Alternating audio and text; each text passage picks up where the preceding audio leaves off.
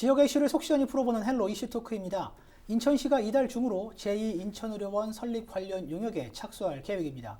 제2의료원은 지역 간 의료 불균형 해소와 공공의료 확충을 위해 꼭 필요한 사안인데요.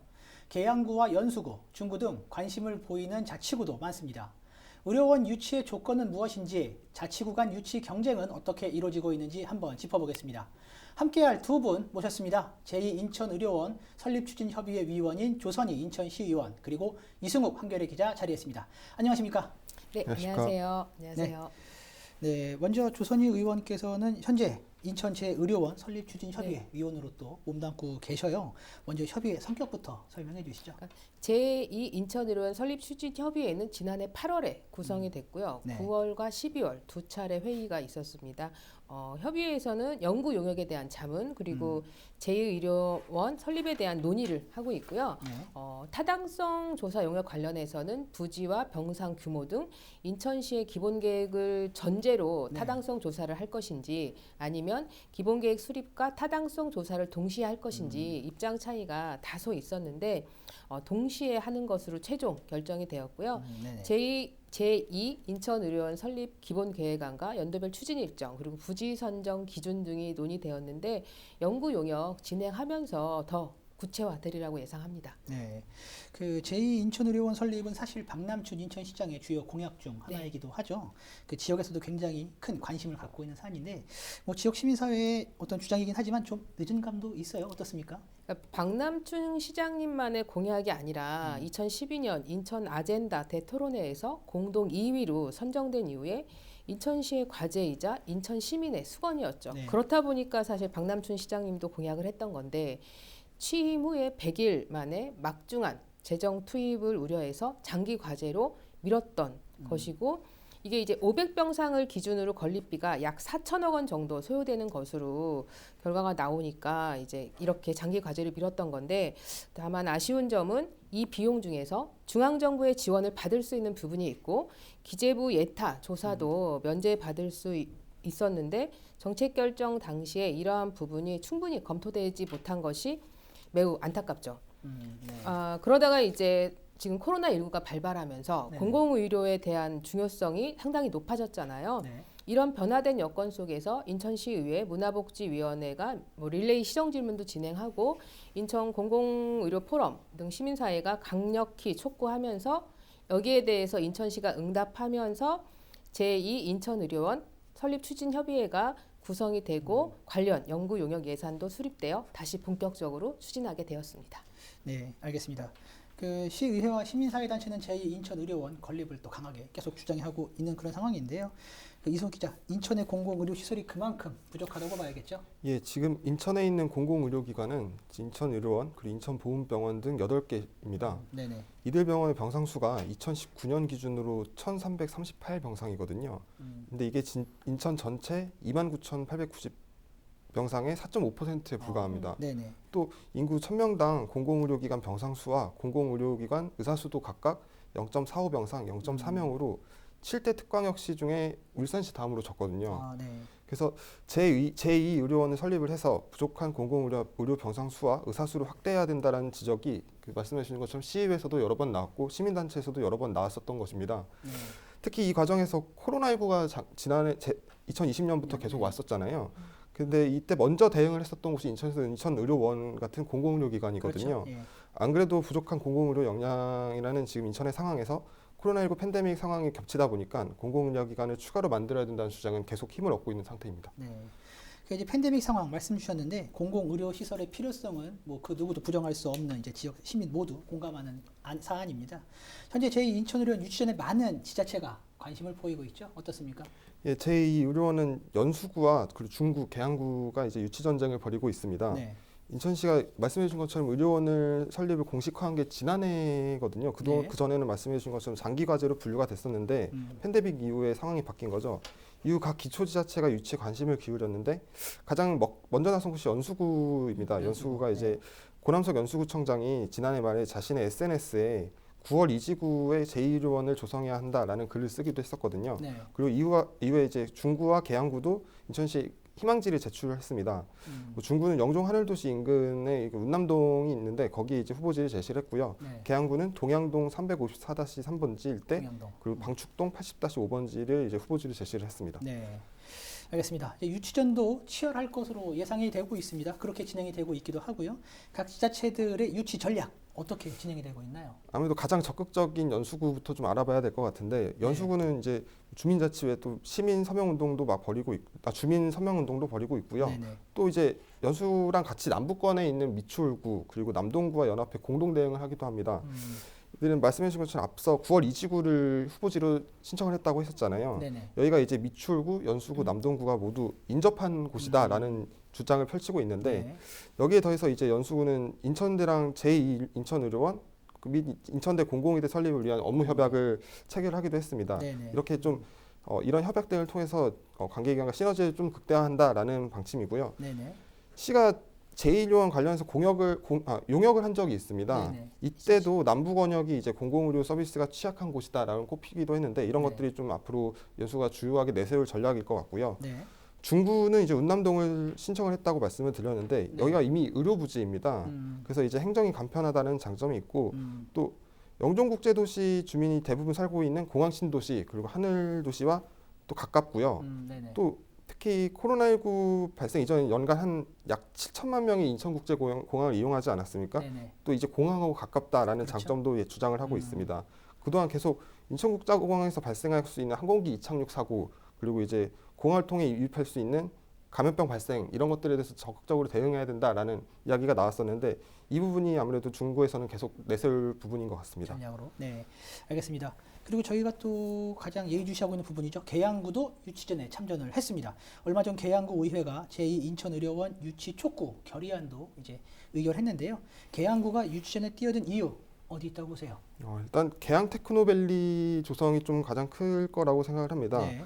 앞서 두 곳을 이제 계양구가 후보지로 신청을 했다고 말씀을 드렸는데 네네. 이 중에 이곳이 둘 다 개발 제한 구역이기는 해서 좀 이 부분은 단점으로 좀 꼽힙니다. 근데 방축동 80-5는 이제 접근성도 많이 떨어지거든요. 네네. 다만 이 동양동 354-3 일대는 이제 계양 테크노밸리 인접 지역이기도 네. 하고요. 인천 지하철 1호선하고 또 가까운 곳이기도 합니다. 그래서 아무래도 계양 테크노밸리를 조성했을 때 인구 증가 등을 고려하면은 계양에 이제 제1의료원이 있어야 된다라는 주장이 나올 수 있을 것 같고요. 네. 특히 2017년 인천 공공보건의료 포럼에서 네네. 부평구와 계양구를 아우르는 공공병원 건립이 필요하다는 주장이 나오기도 했습니다. 당시에 네. 이제 임준 인천시 공공보건의료 지원단장이었던 분인데 이분이 이제 부평구와 계양구는 인천의료원에 대한 지리적 접근성이 떨어진다. 그러니까. 네. 네, 이들 지역으로 이제 새로운 공공병원을 설립해야 된다라는 얘기를 했었는데 아무래도 그 당시에 지원단이 이제 인천의료원 진료 권력을 분석해 본 결과 동구 송림동에 있잖아요, 인천의료원이. 네네네. 그렇죠. 그래서 이제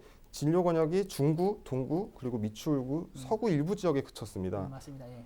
그래서 이제 인천 인구의 29.7%가 거주하고 있는 부평 계양이 이제 진료 권역에서 멀어져 있다, 공공의료의 취약지다 이렇게 얘기를 한 것으로 보입니다. 그래서 이제 계양구도 앞으로 이런 부분들을 좀 적극적으로 어필을 할 것 같습니다. 네. 알겠습니다. 예. 앞서 그 이성욱 기자가 얘기를 했던 부분도 잠깐 한번 짚어볼게요. 그 송도 국제도시에 있는 인천대가 현재 공공의대 이제 설립을 추진 중에 있습니다. 지역 시민사회도 같이 이제 힘을 더하고 있는 상황인데 연수구는 이 공공의대 이 설립과 연계해서 상승 효과를 노리고 있는 그런 상황이에요. 공공의대 설립 가능성은 어떻게 보세요? 그러니까, 가능성 참 어려운 질문인데요. 네. 네, 어쨌든 코로나 팬데믹 상황에서 공공의료 확충에 대한 요구가 높잖아요. 네. 그리고 예를 들면 10%의 공공병원이 코로나 환자의 80%를 치료한 것이 또 네. 사실이기도 하고 네네. 우리나라 의사 인력은 인구 1000명당 2.3명으로 OECD 국가 중 또 최하위이기도 한 거고 이 보건의료 인력 확충 같은 경우는 이제 보건복지부와 보건의료 노조가 작년 9월 2일 노정 합의에서도 8개 과제를 합의를 했거든요. 네. 보건의료 인력의 확충은 필요하다는 거에 대해서 그렇게 지금은 어쩌면 공공의대 설립이라는 부분들이 또 공공의료 강화를 위해서도 필요하다고는 봅니다. 네. 특히나 인천 같은 경우는 국립대가 의대에 없는 유일한 지역인 거고 그렇죠. 예. 이런 좀 조건이 어쩌면 감염병 전문병원 유치에 계속 난항을 겪게 만들고 있는 것이기도 한데 사실 당장이라고 질문을 하셨는데 당장은 어렵겠지만 지금부터라도 해야 이 필요하다. 공공의대 설립이 추진이 될 수 있을 것 같아요. 네, 알겠습니다. 필요성에 대해서는 공감을 해주셨습니다. 예, 그리고 또 지난 2019년 인천시는 이미 한 차례 제2인천의료원 건립 타당성 연구 용역을 진행한 바 있죠. 당시 용역 결과에서는 이제 연수과 남동구 권역이 1순위로 뽑히기도 했습니다. 근데 인천시는 지난해 말 제2인천의료원 유치를 희망하는 기초단체로부터 이제 후보지 또 신청을 접수를 받았는데 이를 바탕으로 다시 연구 용역을 추진하고 있는 그런 상황인 겁니다. 근데 또다시 연구 용역을 추진하는 이유를 어디서 찾아봐야 할까요?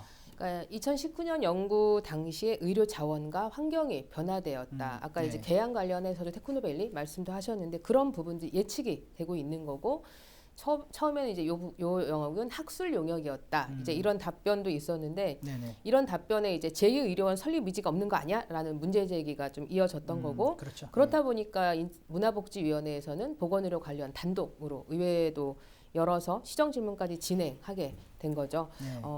이렇게 이제 다만 지금 인천이 권역 책임의료 기관이 정해져 있고 중진료권 4개 권역에 지역 책임의료 기관이 한 곳밖에 정해져 있지 않은 상태인데 아까 말씀드렸던 구의 노정 합의에서도 이 중진료권 중에서 70개 중진료권의 공공병원을 현대화된 공공병원을 운영하기로 약속을 한 바가 있어요. 중앙정부 차원에서. 그래서 전국 70개 중진료권 중에 20개 곳이 공공의료 부족 진료권인데 이 중에 인천의 서북 지역과 인천 동북이 포함되어 있는 상황인 건데 네. 여기에 해당되는 지역이 어쩌면 유치 전에 뛰어든 것이다. 이렇게 봐도 될 것 같습니다. 알겠습니다. 그 공공병원은 많은 시민들이 이제 편리하게 이용해야 하는 것이 또 과제이죠. 접근성, 인구수 참 많은 것들을 고려해야 할 것 같은데 제2의료원 건립에 있어 가장 먼저 고려되는 점은 무엇으로 봐야 할까요? 일단 뭐 접근성, 인구수 모두 중요할 것 같습니다. 그래서 네. 일단 이번 용역의 과업 내용들을 좀 살펴봐야 될 것 같은데 일단 과업 내용으로는 사업 추진을 위한 기초 현황 분석, 제2인천의료원 설립 기본계획 작성, 네. 입지 분석 및 선정, 예상 진료권 및 적정 병상 규모 분석, 그리고 제2인천의료원 설립 및 운영 방안 마련, 설립 타당성 검토 및 결과 노출 이렇게가 과업 내용입니다. 네네.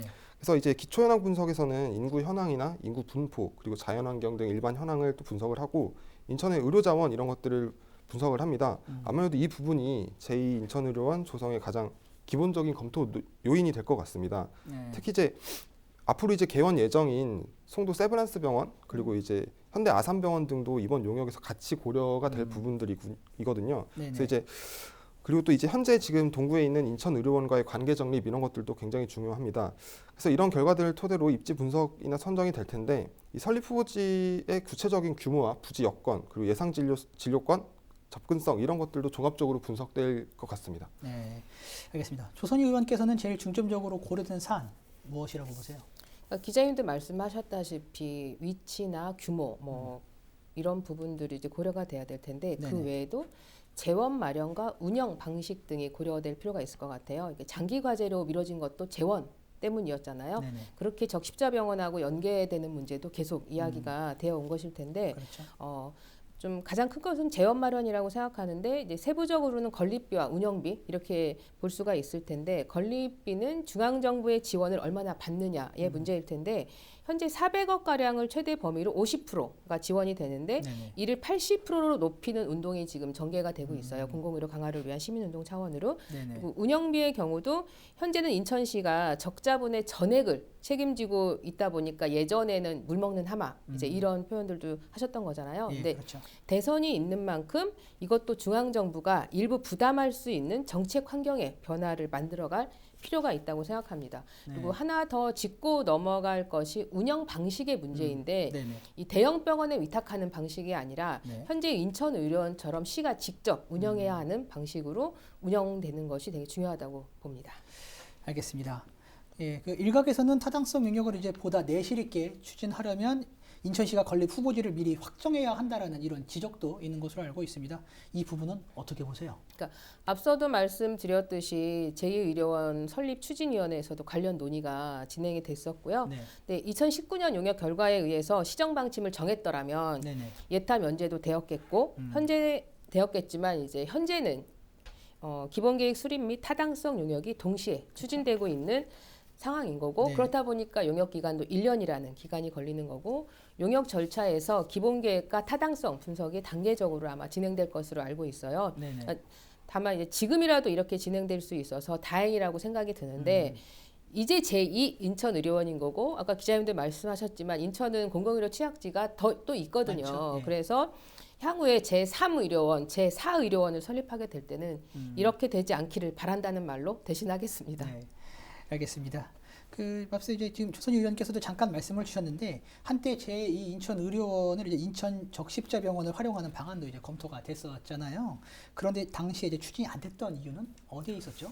예, 실제로 그런 방안이 검토가 됐었는데 그러니까 적십자병원이 지금도 응급실을 운영을 하지 못해가지고 종합병원 지위도 아직 회복하고 있지 못하고 있습니다. 그래서 지역 책임 의료기관이 인천에 많이 없잖아요. 이런 네네. 부분의 한 부분도 이제 적십자병원의 이런 운영도 같이 원인이 되고 있는데 네. 아무래도 만성적인 적자 이런 것들이 아무래도 적십자사에서 감당하지 못하고 있다. 그렇기 때문에 이 병원을 제2의료원으로 만들면 이제 뭐 건립비 이런 것들이 안 들고 이제 행정 부분도 많이 간편하게 되니까 그런 부분 때문에 이제 좀 추진이 됐었던 인천 거예요. 네, 논의가 적십자병원을 됐던 제1의료원으로 활용해야 된다 이런 얘기가 있었습니다.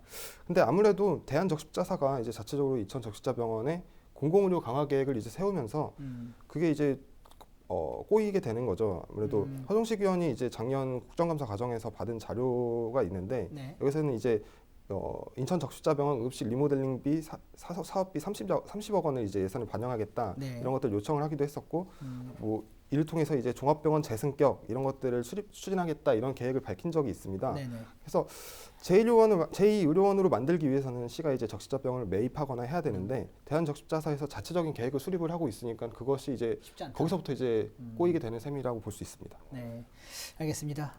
이제 앞으로 용역이 어떤 결과가 나올지도 좀 궁금한데요.